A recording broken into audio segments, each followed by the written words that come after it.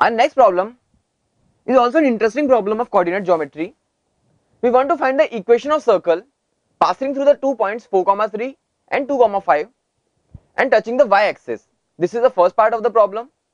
The second part says we have to find the point on the y-axis such that angle APB, the point P on the y-axis, such that angle APB is equal to maximum, where the point A is this and the point B is this. And we also find that maximum value of angle APB. Now, as we always do, we first make a circle which is touching the y-axis. Now let us call the center of the circle as h, k. Since it is touching the y-axis, so its radius will be equal to its x coordinate, which is equal to h. So the equation of the circle can be written as x minus h whole square plus y minus k whole square is equal to h square. Now this circle is satisfied by A and B. So 4 minus h whole square plus 3 minus k whole square is equal to h square. This is the first equation. And 2 minus h whole square plus 5 minus k whole square is equal to h square, which is the second equation. Equating both the equations, we get h square gets cancelled out, k square gets cancelled out. 16 minus 8h plus 9 minus 6k is equal to 4 minus 4h plus 25 minus 10k. So we get 16 plus 9 is 25 and we get 4h minus 4k plus 4 is equal to 0. So h minus k plus 1 equals 0.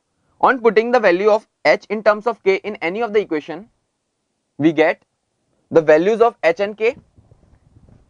On putting the values of h and k in the two circles equation, we get two circles which are x square plus y square minus 20x minus 22y plus 121 is equal to 0. This is the equation of first circle, and the other circle which we will get is x square plus y square minus 4x minus 6y plus 9 equals 0.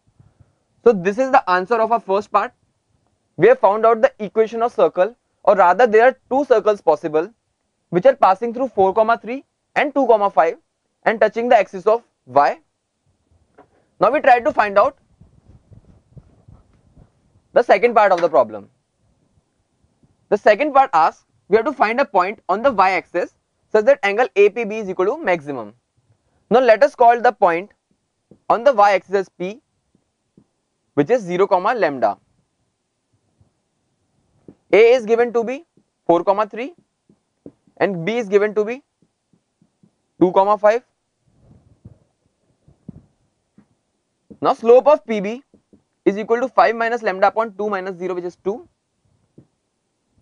Slope of PA will be equal to 3 minus lambda upon 4 minus 0, which is equal to 3 minus lambda by 4.